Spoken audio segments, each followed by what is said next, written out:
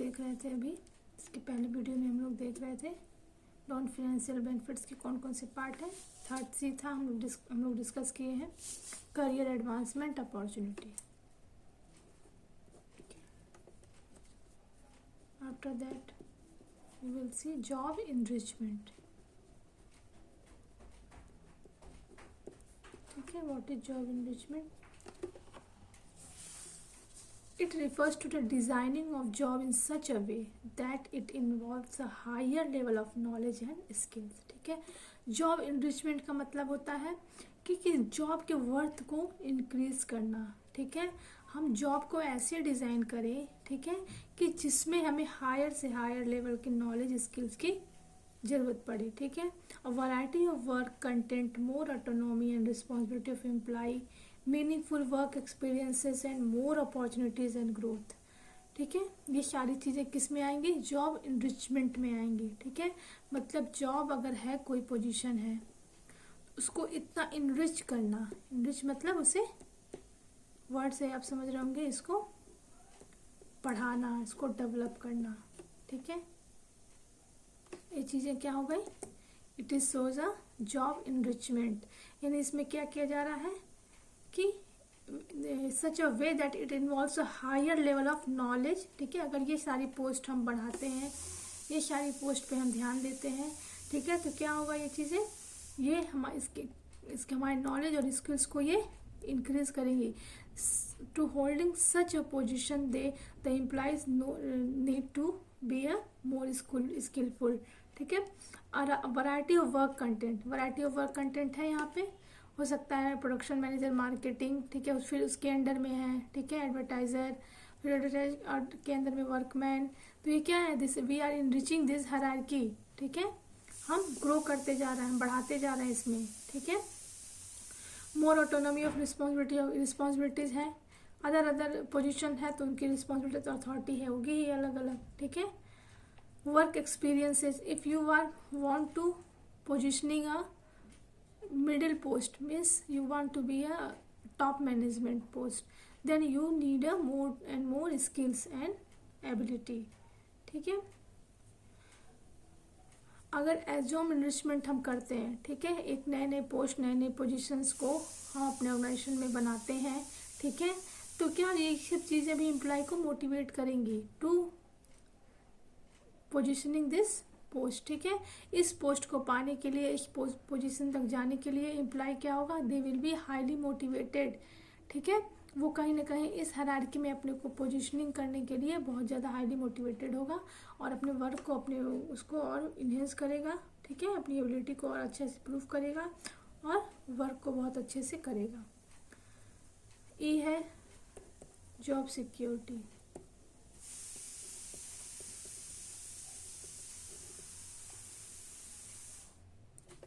Job security, job security क्या होती है? वर्ड ही पूरी तरीके से क्लियर कर रहा है कि जिसमें जॉब की सिक्योरिटी हो, जॉब के प्रति हमारा जॉब सिक्योर हो। ठीक है, job security provide future stability. अगर आपने एक जॉब की, आप जो कोई जॉब कर रहे हो, ठीक है, ठीक है, तो क्या होगा? अगर आप उस जॉब में सिक्योर हो, you are feel that this job is secure for me, you found all the experiences, you got a promotion. ठीक है, मीन्स हर तरह के आपको चीज़ को व्यवस्था, सब तरह की चीज़ें वहाँ प्रोवाइड हो रही हैं, तो क्या होगी? ये सारी चीज़ें कहीं ना कहीं आपको फ्यूचर स्टेबिलिटी में हेल्प करती है। ठीक है, लेकिन वहीं अगर आपकी जॉब में आपको सिक्योरिटी नहीं है, क्योंकि कभी भी आपको लगता है कि आपको जॉब से फायर कर दिया जा सकता है, ठीक है, आपको जॉब से निकाला जा सकता है, ना ग्रोथ है ना ही कुछ है, तो कहीं ना कहीं ये फ्यूचर की स्टेबिलिटी यहाँ पे नहीं होती है। तो ऑर्गेनाइजेशन में अगर कोई भी नॉन फाइनेंशियल बेनिफिट्स प्रोवाइड करते हैं, ठीक है, तो उनको ये चीज़ें भी प्रोवाइड करनी चाहिए, वो करते भी हैं। This is also part of non financial incentives that they give incentive in regarding of job security. ठीक है, वो एम्प्लॉय को कह सकते हैं, you are employed, you can work in my organization for 5 years 10 years, इसमें आपको कभी भी ना फायर किया जाएगा ना हटाया जाएगा, तो कहीं ना कहीं उसे इसकी जो है एक सिक्योरिटी बनी रहती है।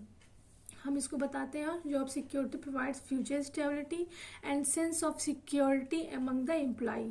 ठीक है, the employees are not worried about the future and thus work with more enthusiasm, ठीक है।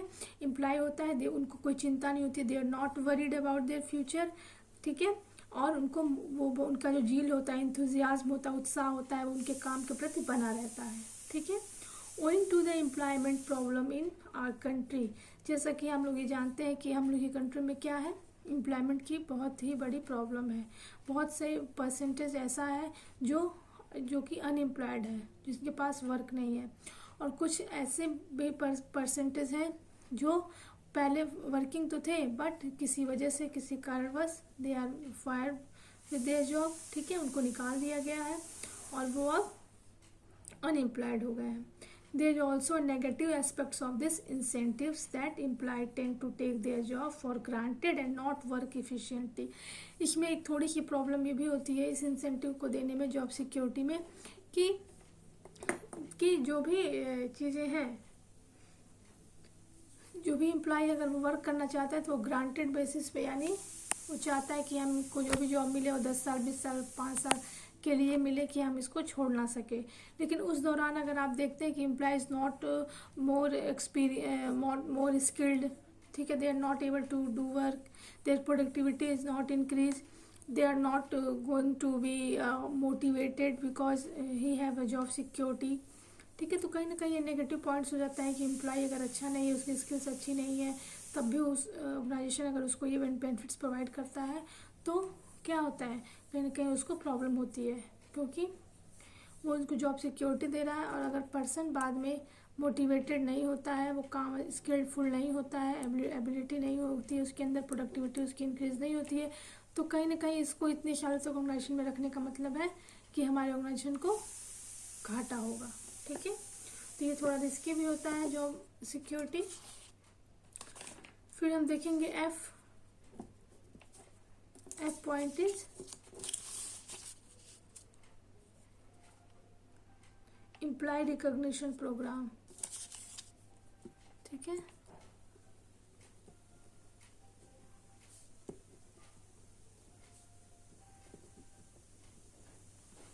एम्प्लॉय रिकॉग्निशन प्रोग्राम, ठीक है। एम्प्लॉय रिकॉग्निशन प्रोग्राम में क्या होता है, वर्ड ही क्लियर कर रहा है, एम्प्लॉय रिकॉग्निशन यानी ऐसा प्रोग्राम जिसमें एम्प्लॉय को जाना जाए, एम्प्लॉय के बारे में जाना जाए, जो कि एम्प्लॉय को एक नया पहचान, नई चीज़ें दें, ठीक है। रिकॉग्निशन मीन्स होता है acknowledgement and appreciation of work done by employ, ठीक है। रिकॉग्निशन मतलब क्या होगा, एम्प्लॉय रिकॉग्निशन मतलब एम्प्लॉय का रिकॉग्निशन मीन्स कि acknowledgement and appreciation of work done, जो भी काम, अगर आपके ऑर्गेनाइजेशन में कोई एम्प्लॉय ऐसा है जो बहुत एक साल से बहुत अच्छे से काम कर रहा है, ठीक है, आपके ग्रोथ में, आपके प्रॉफिट में उसका बहुत से ज़्यादा शेयरिंग है, ठीक है, just because of his hard work you got such a profit, ठीक है। तो आप क्या करोगे, एक एम्प्लॉय रिकॉग्निशन प्रोग्राम रखोगे, may be it can be yearly basis, ठीक है। उसमें आप क्या करोगे, जो भी आपका ऐसा एम्प्लॉय है उसको आप एक्नॉलेजमेंट दोगे, अप्रिशिएट करोगे उसके काम को, ठीक है। Recognition in the organization booster their self esteem, ये जो रिकॉग्निशन होता है ये बहुत ही बड़ा एक बूस्टर की तरह काम करता है। ये उस एम्प्लॉय के लिए तो बूस्टर की तरह काम करता है ये जो इस चीज़ के लिए सेलेक्ट हो रहे हैं, बट ये और अलग एम्प्लॉय जो भी उस ऑर्गेनाइजेशन में वर्किंग है उनको भी कहीं ना कहीं बहुत ज़्यादा मोटिवेट करता है कि they can also got a such a recognition, such appreciation in future. So for achievement of this position, this recognition, they trying to hard work, they are highly motivated to got such a acknowledgement and appreciation. तो हम recognition in the organization boost their self esteem and they feel motivated. एक example हम दे सकते हैं इसका, declaring the best performer of the week of month, ठीक है, ईयरली हो सकता है, वीक हो सकता है, मंथ हो सकता है, कि बेस्ट परफॉर्मर कौन है। अगर इस चीज़ के बारे में अगर डिक्लेयर किया जाता है, ठीक है, तो displaying their name on the notice board, तो उस पर्सन का नाम अगर नोटिस बोर्ड पे लगा दिया जाए, फोटो लगा दी जाए, उसके बारे में लिख दिया जाए, उसने क्या अचीवमेंट पाया है ये लिख दिया जाए, ठीक है, और उनको कुछ रिवॉर्ड दिया जाए, कुछ एक्नॉलेजमेंट दिया जाए, ठीक है, fall under the employment recognition program. ये सारी चीज़ें अगर की जाती हैं ऑर्गेनाइजेशन में तो कहीं ना कहीं ये उनके लिए तो बूस्टर का काम करेगा ही करेगा, और जो अदर एम्प्लॉई हैं उनके लिए भी ये बूस्टर का काम करेगा. So we can say that recognition means acknowledgement and appreciation of work done by employ. Recognition in the organization boosts their self-esteem and they feel motivated. For example, declaring the best performer of the week or month, displaying their names on the notice board and giving term reward fall under the employee recognition program. ठीक है, ये सारी चीज़ें भी as a non financial incentive organization provide कर सकता है अपने एम्प्लॉय को फॉर देयर मोटिवेशन. ठीक है. Now, point G is employee participation.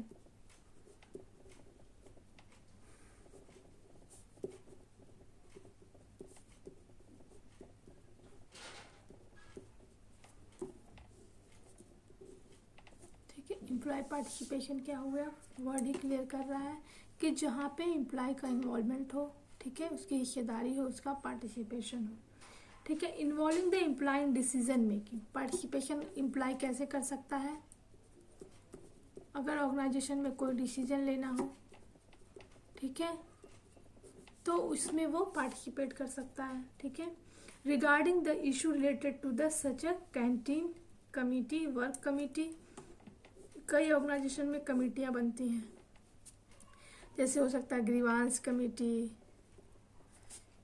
Canteen committee, work committee, ठीक है, डिसिप्लिन कमिटी. ये सब क्या होते हैं कि इस तरह के डिसीजन मेकिंग में अगर कोई एम्प्लॉय को आप किसी एम्प्लॉय को आप चांस दें, मौका दें कि they can make a part in such kind of decision making. ठीक है. डिसीजन मेकिंग किसी की चीज़ में अंडर में हो सकता है, ग्रीवांस कमेटी हो सकती है, canteen committee, work committee and discipline committee. ठीक है. तो involving the employ in decision making regarding the issues related to them such as canteen committee, work committee. ठीक है. Also helps in motivating them and inducing a sense of belongingness in them. ठीक है.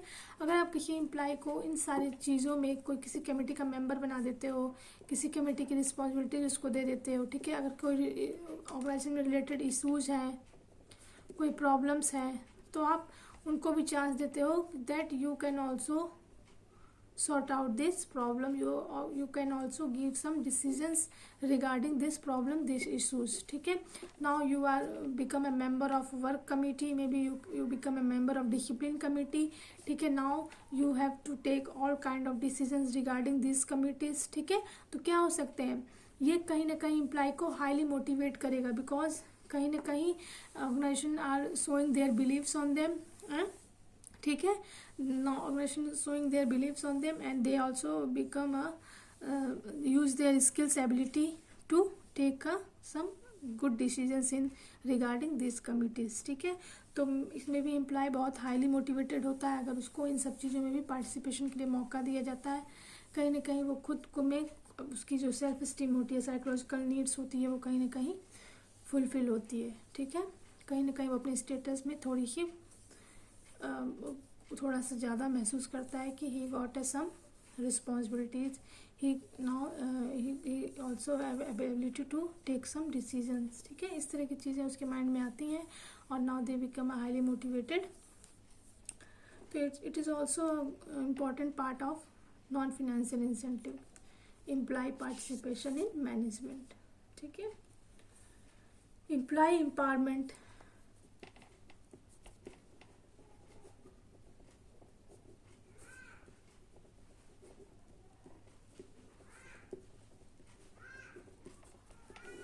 Employee empowerment. Employee empowerment क्या होता है, empowerment मतलब होता है सशक्तिकरण. ठीक है. बढ़ावा देना. ठीक है.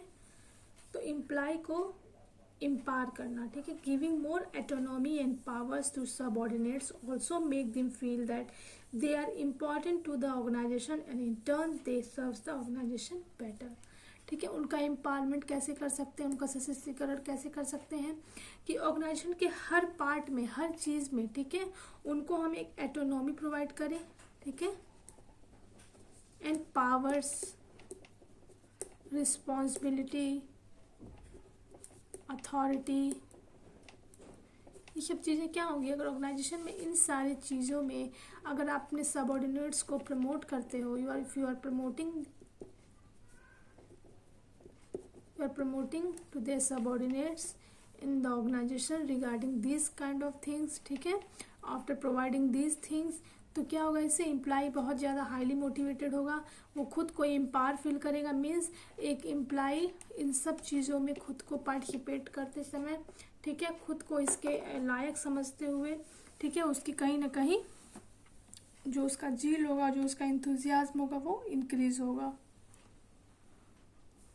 ठीक है, तो हम एम्प्लॉय को बढ़ावा देने के लिए, उसको सशक्तिकरण के लिए, उसके स्किल्स एबिलिटी को के यूटिलाइजेशन के लिए हम क्या करेंगे, उसको पावर, पोजीशन, रिस्पॉन्सिबिलिटी, अथॉरिटी, ये सारी चीज़ें प्रोवाइड करेंगे।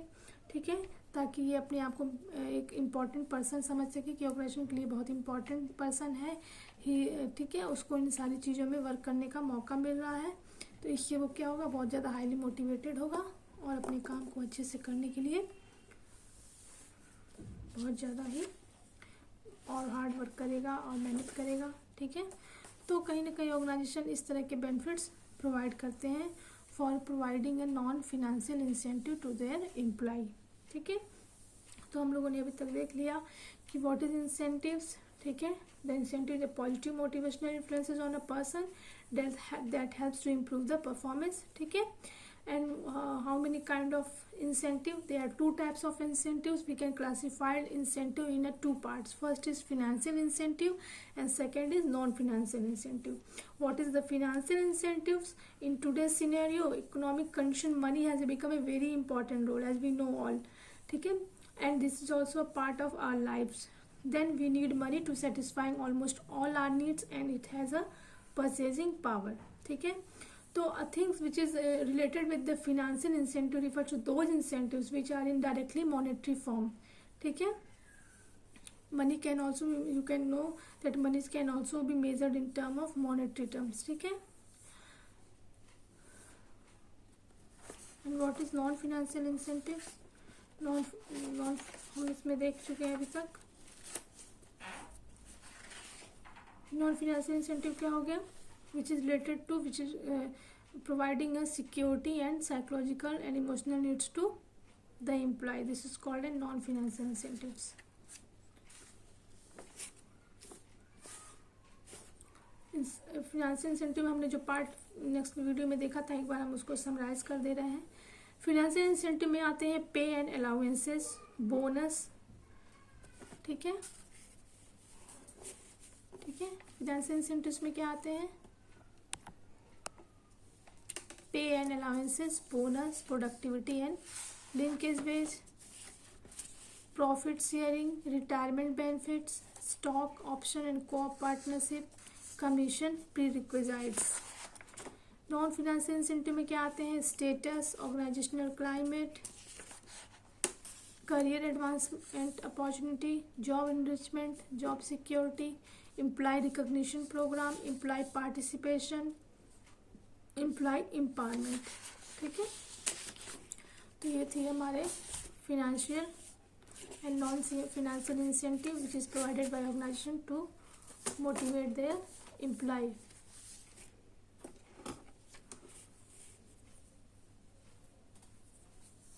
हम नेक्स्ट वीडियो में देखेंगे नेक्स्ट टॉपिक को it is very important topics जो हमने अभी तक ख़त्म किया है। ठीक है, नेक्स्ट वीडियो में हम लोग देखेंगे कंट्रोलिंग टेक्निक्स, कंट्रोलिंग के क्या क्या टेक्निक्स होते हैं।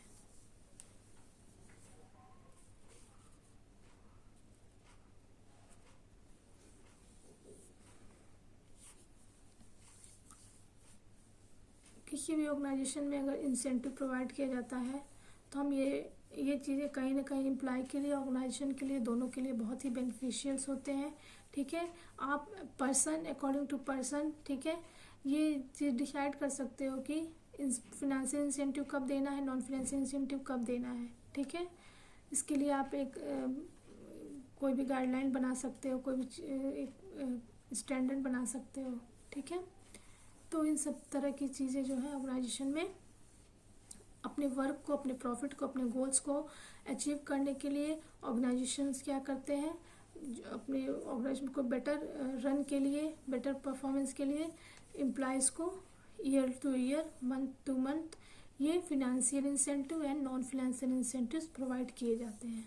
ठीक है, ओके, थैंक यू।